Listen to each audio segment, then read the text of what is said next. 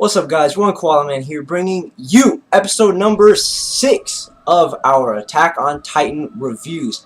And guys, I woke up on the wrong side of the bed today, so I am super angry, and I'm glad that Armin was not really a part of this episode for, a good chunk of it, because I would have been fuming. There would have been a giant explosion here. Oh my gosh. But anyways, if you enjoyed today's episode, be sure to destroy that like button down below. Be sure to hit that little red subscribe button down there, and so you can be in the loop of what's going on with the channel, what's going on with us as a group, as a group, I guess. And share it to everybody you know. I really appreciate it every single day that I see, views, I see likes. It just gives me a little warm feeling in my heart, my heart, and I don't know, it makes me feel good. It makes me feel motivated to keep going on with it, because 5 videos a video every day, that's a lot of work for me, honestly. But hey, as long as I'm getting this love and support, I'm still cranking out as much as I can. So let's get this mother underway. So we start this episode off where we left off last episode, and that is D-Bag Armin watching his best friend get eaten right in front of his face by a giant Titan. And it's just Armin sitting there still, just blanking out. He should have died, honestly. Oh my gosh. Armin should have got swallowed by that Titan. Eren should have just stayed there, do his own thing, laying down on the roof, bleeding out. Someone would have saved him, I'm pretty sure. But anyways, Connie, the little bald boy, well, he's not little anymore, he's kind of tall, but he's still bald, I guess. He's trying to shake some sense into Armin, because Armin's like petrified, seeing his best friend getting eaten right in front of his face, like 5 feet in front of his face. And Armin, he just can't register what just happened. And then he finally, snaps into it. And Connie's, trying to help him out, but Armin just needs some alone time, I guess. The less I see of him, the better it is. So he goes on and leaves, and he has a flashback of when he used to get bullied. And I can relate to that, because I've been bullied as a kid, and, in early high school. But that's a story for a different day. And Mikasa and Eren, saved him from getting bullied by these little chumps and all that good stuff. And he's done, flashbacking, I guess. He slams into a wall, which I love. And he sees this one girl trying to save her boyfriend, I guess. I don't know, I guess they were like boyfriend, girlfriend, in the cadet camp. She's trying to rescue him, saying like, Armin, help out. He's not breathing. And you know what Armin does? He just watches. And I understand where he's coming from, but come on now. He could have at least gave her the benefit of the doubt and tried to help. And I don't know. So that's pretty much it for Armin of this episode, and I am happy, because like I said, the least we can talk about him, the happier I will be. And I woke up on the wrong side of the bed this morning, so I'm happy not talking about it. But anyways, we go on to the wall rose, and people are trying to get through, trying to evacuate. And this giant wagon is in the way of the freaking hole in the wall, like doorway. Not the hole that the Titan kicked, but like a regular doorway. And people are yelling at these guys, and these guys are just being real D-bags to everybody, saying like, hey, they can hold up, we gotta get this giant wagon in through the, in through the wall.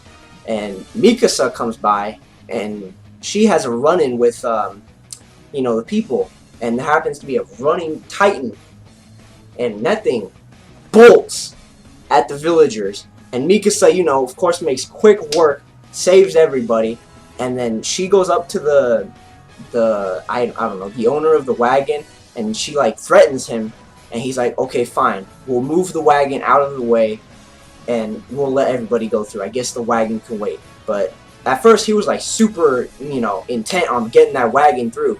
And that wagon it's like trying to fit, a grapefruit into a bottle of water.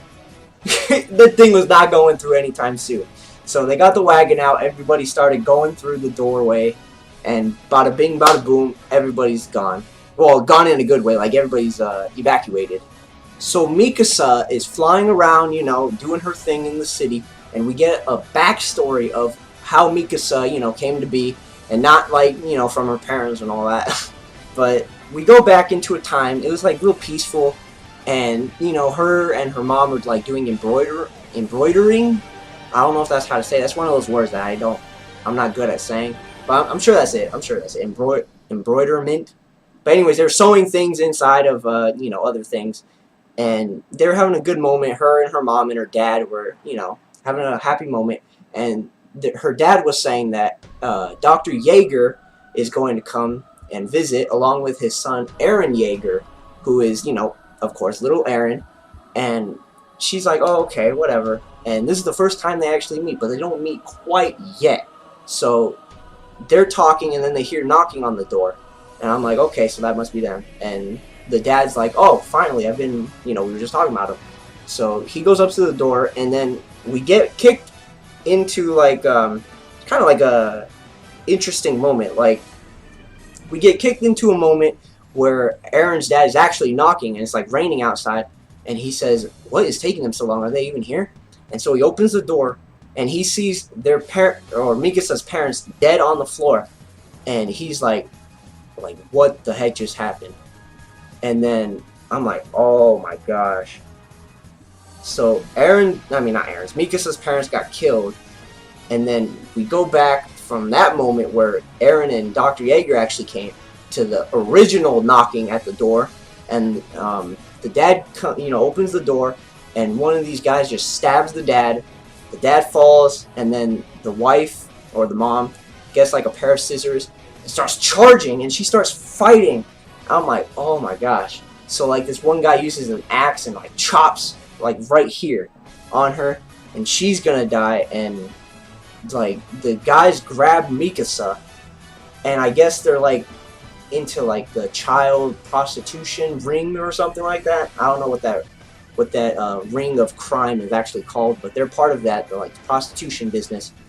And they just take Mikasa, they, you know, beat her down, show her who's the alpha dog, and that's just a pretty rough moment at that point.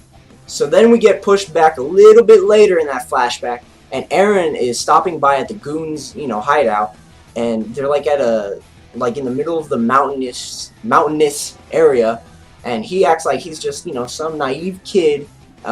He just got lost, and the guy's like, hey, it's okay, we'll keep you safe.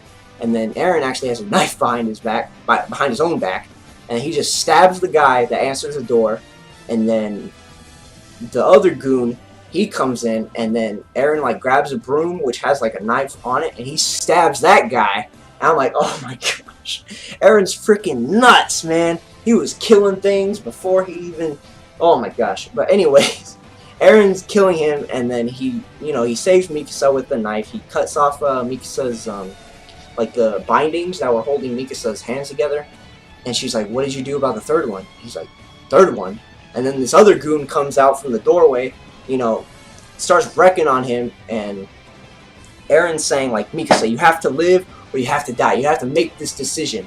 And so she grabs the knife, and she's like, I can't do it. I can't do it. At first she's saying that, and then she like thinks about all the stuff that happened, and then like she squeezes the knife handle and starts breaking the knife handle, and then she's like yelling. I'm not gonna yell because by yelling I can't yell. But anyways, she like stabs the guy in the back, and then later that morning, or later that evening, the MP, the military police, are there at the house, and they're saying, no way a little kid can do this. Like, this is a lot of damage. But apparently they did, and Mikasa, Aaron, and Aaron's dad are outside, you know, talking, and she's saying, I just need somewhere to stay. I don't have anywhere to go because, you know, my parents are dead, of course.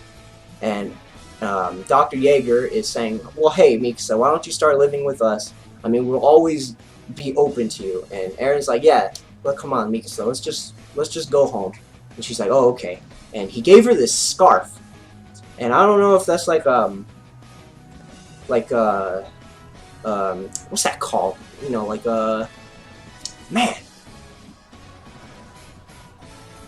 un momento. All right, guys. It's kind of like a calling card kind of thing. Like, it's her, you know, what makes Mikasa Mikasa, what makes her recognizable, and, you know, things like that. So now we get kicked back to the present, and we're already done with Mikasa's backstory. So I like doing that. I like learning more about Mikasa and how, you know, how she came to be. Now I want to learn about Sasha. I want to learn where Sasha came from. Okay? Sasha's my girl. I don't care where Armin came from. He can go die. That sounds so horrible. But yeah, I don't care about Armin. I despise Armin. Anyways, I'm going to stop talking about him. But I want to learn about Sasha. But anyways, enough of Sasha for right now. We get kicked back to the present, and Mikasa's, flying through saying, like, all these quotes that Eren was saying back, when they were kids. And she's saying that she's got to help the Vanguard retreat.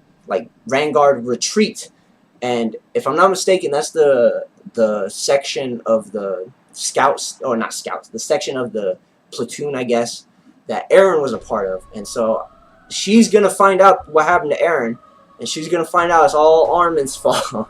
I can't wait for that. But that concludes the episode of Attack on Titan. Alrighty guys, you already know I don't like to end off the episodes without a question of the day. And today's question for the day is, since we got, the backstory of Mikasa, and how Mikasa came to be, this woman right now, who of, all the characters that we've been introduced to, which character would you like to see a backstory of? And, give a little bit of a reason why. Maybe it could be, because they contribute a lot to the cadets, or just because they're cool, or because you hate them. I don't know why you would want that, but anyways, my personal opinion for that is I would want to see a backstory of Sasha. And yes, I do know that they already gave a backstory of Sasha in the manga, but I don't want to see it in the manga because I don't like reading the manga because it gives out too many spoilers. That's why I quit with Naruto. But anyways, Naruto's Naruto. Anyways, I would love to see a backstory of Sasha and how Sasha came to be in this, predicament with herself, and predicament with meeting Eren, meeting Mikasa, Connie, all those people. So yeah, leave that down in the comments below. Who would you want to see a backstory of? And as always guys, keep it cool.